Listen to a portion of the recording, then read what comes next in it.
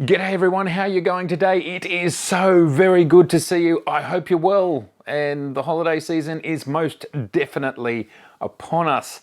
Today I want to give a little bit of an update about what the roadmap is for this channel as we slide into 2021.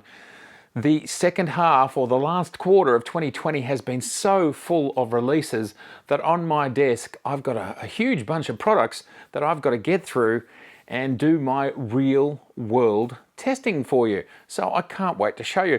So what I want to do today is to show you the products for real, give you a little bit of a teaser and set your expectations for what, if you're in the Northern Hemisphere, what your winter months are going to look like, and in the Southern Hemisphere, of course, your summer months are going to look like.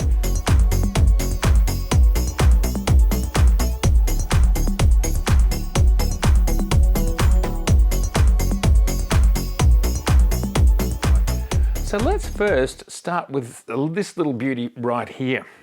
Now this lens is from Pergear. Now this lens is a manual 12mm manual focus f2 all metal APS-C. It's a cropped sensor lens, 12mm. Pretty exciting, look at that.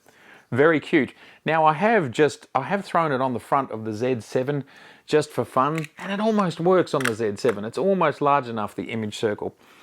Anyway, I really look forward to showing you this lens, popping it on the Z50 and on the Z6 or the Z7, and just showing you what it looks like. But this is a very interesting little nice chunk of metal and glass that I think some people will be really interested to see. Next we have the Laowa 14mm f4 manual lens, full frame for Z mount. Now I've made a little short sort of early video about this, but I haven't done my full video in regards to this. I think what's impressed me most about this lens is the fact that uncorrected, it controls distortion on the edges super well. Check out my Instagram if you'd like to see some images that have come from this lens just a few weeks ago, but the full real world use case video will be coming for this very soon. Next, this little beauty right here. This is the 70-200 2.8 Z mount S lens. What a beauty it is. It's really blown me away so far, but I haven't done my full real world review yet. I've really enjoyed using this lens, and of course we're going to be able to stick on the bottom here the teleconverter. So the 2x teleconverter and the 70-200 2.8 full real world usage film coming soon, early in 2021.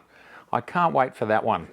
And another crucial part of the Trinity, this right here. This is the 14-24 2.8 through the range native ZS wide angle zoom.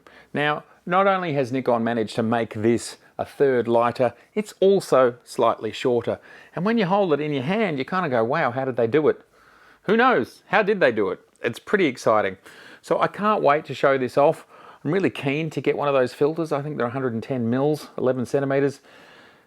Expensive. Looking for a third-party one. If anyone's got any great ideas, let me know about that. But yes, beautiful lens so far from the limited testing that I've done. I'll look forward to showing you the real use case video on this one. Okay, next. I know I've already made a number of videos about this lens, but it's such a special and important lens. This is the 50mm 1.2.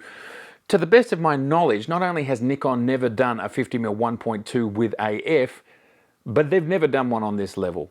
This is breaking new ground. This is a flagship lens. This is a lens that other lenses will be compared by. So because it's so important, because it's so groundbreaking, because it's so class leading, because it's actually affordable, you can actually use it in the real world, like wow, it's worth a number of videos about. Plus, it creates beautiful images, and at the end of the day, this channel is all about beautiful images. So the more I can show you beautiful images, I think the more everybody's happy. So more on this guy coming soon. Now, in the third-party space, there is another lens that I have to show you, and of course, that's the 85mm 1.8 native Z mount autofocus, but third-party Viltrox. Yes.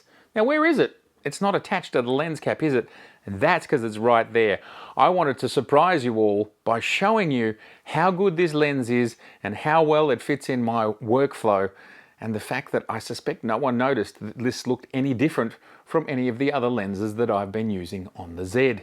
So, as always, I like things to be real world. And here it is in the real world. Can't wait to show you the 85 1.8 third-party Z-mount lens versus the native 85mm 1.8. I think this is really exciting stuff. I think it's really interesting. I think it's really important that a manufacturer has come to the party, third party, with an AF lens. Some people, rightly so, create their kit around third-party lenses. So overall, I think this is really important for the Nikon Z ecosystem. Finally, this guy here. I have not upgraded my mobile phones in a while. I've never had an iPhone with the 3 cameras. What I'm really interested in exploring is, you know, for 95% of the world, these sort of devices are fantastic. They are replacing compact cameras where people only ever look at them on a screen, or basically create a print that's not much bigger than this screen. So it makes sense. But for the rest of us, and you know, it might only be 1% of the global population, and that's okay. That's still in the millions of people because there's billions of us. We still want to be able to create images. We still want more dynamic range. We still want to be able to blow things up big. We still want to be able to shoot at night with zero penalty. And I'm wanting to explore with the latest technology from the largest tech company in the world, Apple. What are they bringing to bear to further encroach upon the real camera market? It will be my conjecture that at the end of the day, iPhones and so on are very impressive, but they simply cannot match when you've got a sensor this size versus a sensor this size. The physics are not there. But again, to reiterate, obviously the 21st century compact camera, which is now a smartphone, that's fine for many people. But for quite a few million of us, we still want the full-blown experience. Fantastic. Well, that is what the next couple of months is going to look like. A little bit of something for you to all look forward to. Now, if you have any questions, any things you want me to look at, if it fits within my use case, please ask me in the comments below, and I will try and include as much of everything that everybody wants as much as I can with any or all of those products. So it's a great opportunity to comment. So good to see you as always. If this is your first time here, gosh, I would love to see you again, so please subscribe. Please like, please share. And over the holiday season, if you're looking for something to do, over 270 episodes that you can watch right now, just down there. And again, to reiterate, this episode is shot on the Viltrox 85mm 1.8 Z, native Z, no adapters required, autofocus lens. The first of its kind, I believe, ever in the world. Viltrox, I think it's looking pretty good. Please, in the comments, let me know what you think. Has the Viltrox performed? All right, I'll see you very soon. Stay safe. It's Christmas, and for whatever else you're celebrating around the world, enjoy, have a fantastic time, and I will see you before the new year to wish you Happy New Year. All right, bye.